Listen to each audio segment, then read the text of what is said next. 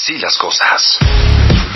Bueno, son las 7 de la mañana con 34 minutos y ya les decía otra de las notas y que a partir de este momento seguramente será tema amplio de discusión, espero que así sea, tiene que ver con la reforma electoral. Aquí hemos tenido ya varias voces a lo largo de estas últimas semanas, sobre todo pues más en el rifirrafe de si van a hablar todos, si se van a escuchar a todos. Ustedes lo saben, hablé en su momento con el ex consejero presidente del INE, Lorenzo Córdoba, con el diputado de Morena y vicepresidente de la mesa directiva de la Cámara, Sergio Gutiérrez Luna, en fin, que si los rifirrafes, que si van y vienen. Lo cierto es que hasta este momento todavía no sabemos cuál es la propuesta de la reforma electoral que trae la presidenta. Lo que sí vimos el día de ayer fue al Instituto Nacional Electoral pues entregar su propuesta de reforma electoral al gobierno, a esta comisión que encabeza Pablo Gómez, y bueno, pues con algunos puntos que pone ahí sobre la mesa. Y saludo en línea a Claudia Zavala, consejera del Instituto Nacional Electoral. Consejera, ¿cómo estás? Muy buenos días. Muy buenos días, Gaby, con el gusto de saludarte y saludar a toda la audiencia y pues todavía feliz año, ¿no? Todavía, sí, día. Exacto, todavía feliz año, igualmente para ti, consejera. Pues a ver, entiendo que no fue fácil ponerse de acuerdo allí en el INE con lo que iban a presentar, ¿verdad?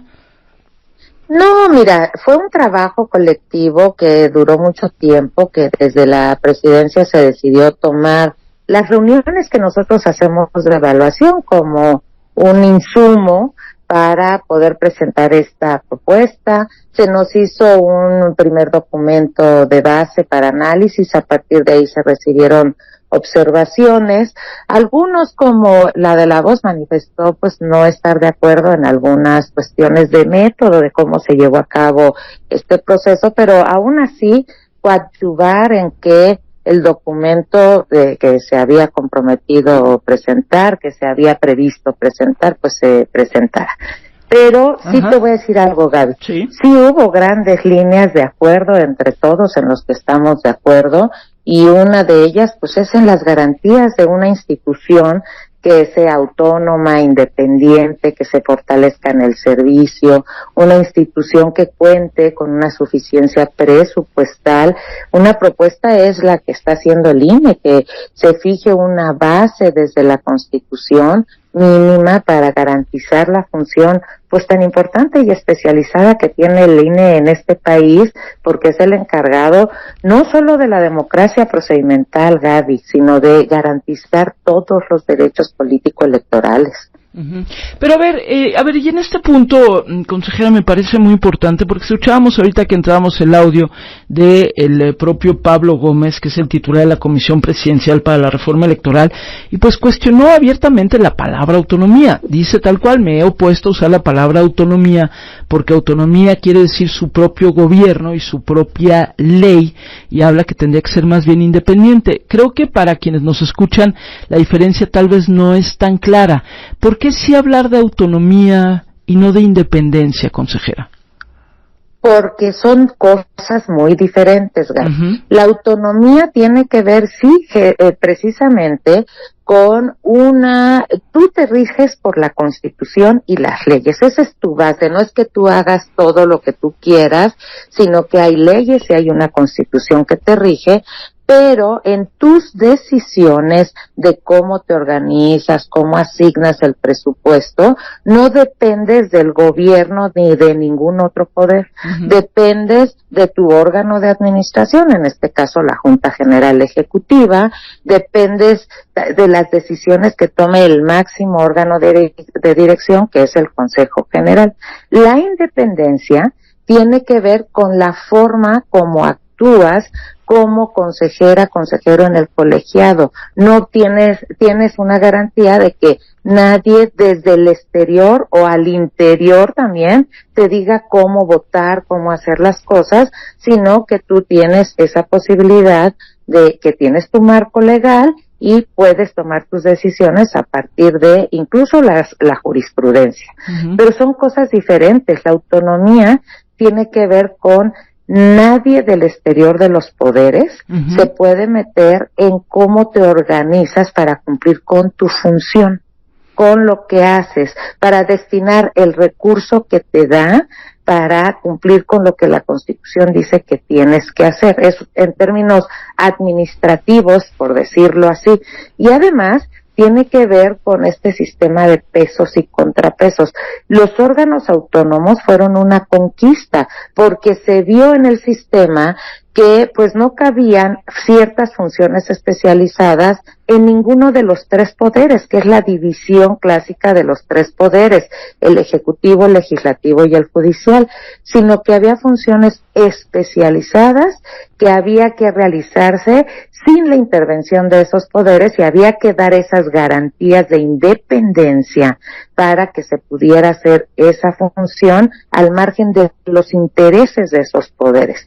Y en el Instituto Nacional Electoral es muy claro que esas dos garantías, la autonomía para regirse con su propia organización y cumplir frente a los ciudadanos con la función que la Constitución les da, nos dan esa posibilidad de definir sin depender de otros poderes, ¿no? Pues Esas son las diferencias. Y es importante decirlo así, porque insisto, hace rato había personas que me decían, pero no nos queda claro. Bueno, ahí está esta diferencia que señalas, que por lo que veo, sobre todo de la respuesta de Pablo Gómez, ese va a ser uno de los temas, pues, álgidos en el debate, entre otros, por supuesto, pero ese va a ser uno, Claudia. Sí, yo creo que ese va a ser un tema fundamental y te pongo un ejemplo claro. Uh-huh. Teníamos en Transparencia un instituto autónomo, ahora está dependiendo de otras instituciones y se ha diluido esas garantías y protección de todos los derechos que tienen que ver con protección de datos personales, de transparencia, a grado que hay vacíos, ¿no? Por ejemplo, ahorita yo te podría poner un ejemplo muy claro. Nosotros tenemos en el INE, quien garantiza la transparencia y las obligaciones del INE va a ser el órgano interno de control. Yo como consejera hice una solicitud al órgano interno de control y le dije, quiero que en términos del artículo 8 constitucional me responda usted cuántas denuncias tengo en mi contra, si tengo. Y lo que hizo fue, le dije, no lo quiero por el sistema de transparencia, lo mandó por el sistema de transparencia. ¿Ante quién voy a impugnar eso? Si al final del camino yo estoy en desacuerdo, el propio órgano interno de control va a ser el que resuelva si está bien o no esa respuesta. Ese tipo de cosas se diluyen. Por eso es importante los órganos autónomos, independientes de cualquier poder y estructura de poder, para hacer una función especializada y garantizar derechos. Bueno, ya veremos por dónde viene la propuesta del gobierno federal, pero sí preocupa sobre todo escuchar esto por parte de quienes están encabezando los esfuerzos, insisto, por parte del gobierno. Rápidamente nada más, consejera, entiendo que también ustedes habían propuesto que la fecha de la elección para el Poder Judicial, la que falta pues, que no coincida con la elección que viene el próximo año, pues porque sería una mega recontra gigantesca elección con todas las problemáticas que eso significa, sino que se mandara al siguiente año. ¿Estoy en lo correcto? Estamos proponiendo que no sea concurrente, sí, eso fue unánime, o sea, una propuesta que no sea concurrente con las elecciones que vienen del poder federales y un gran número de elecciones concurrentes por la complejidad que tiene.